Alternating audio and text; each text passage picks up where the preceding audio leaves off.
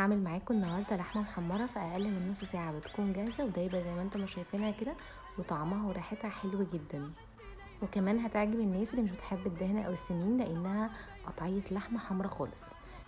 معايا هنا كيلو من اللحمه، نزلت عليه بنص كوبايه من ميه البصل، ومعلقتين كبار من الصويا صوص الفاتح، ورشه بابريكا وفلفل اسود ورشه من جوز الطيب، وقلبتهم مع بعض كده كويس جدا، وهسيبهم في التلاجة لمدة ساعة. بس انا في الطريقة ديت انا يعني ما استغنيتش عليها ساعة، استخدمتها على طول وادتني برضو نتيجة كويسة. بس احنا كل ما بنسيبها في التتبيلة بتدينا نتيجة افضل. نزلت بقى بمعلقة سمنة كبيرة بلدي ومعلقة كبيرة من اللية، واول ما نزلت الدهون بتاعتها كويس قوي جبتهم على جنب كده، وقمت بقى منزلة اللحمة، شرايح اللحمة بالشكل ده كده.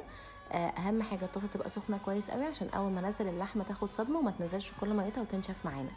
خلصت كل الكمية، نقلتهم كلهم في الطاسة، ونزلت بقى بالملح، ونزلت بقى عود روزماري بيديها ريحه حلوه قوي، وقلبتهم مع بعض كويس كده، ونزلت بقى بالميه السخنه. اهم حاجه ما كترش في الميه، يا دوبك نص كوبايه بالظبط كده، لان احنا هنوطي عليها ونسيبها لغايه ما تتشرب الميه تماما، ويبقى كده جاهزه معانا. طريقه سهله وسريعه، وبجد مكون اللي ده محدش يستغنى عنه، لانه فعلا ريحته وطعمه بتخليكم حاسين ان انتوا قاعدين في مطعم بالظبط. جربوا الطريقه وقولوا لي ايه رايكم، بالف هنا.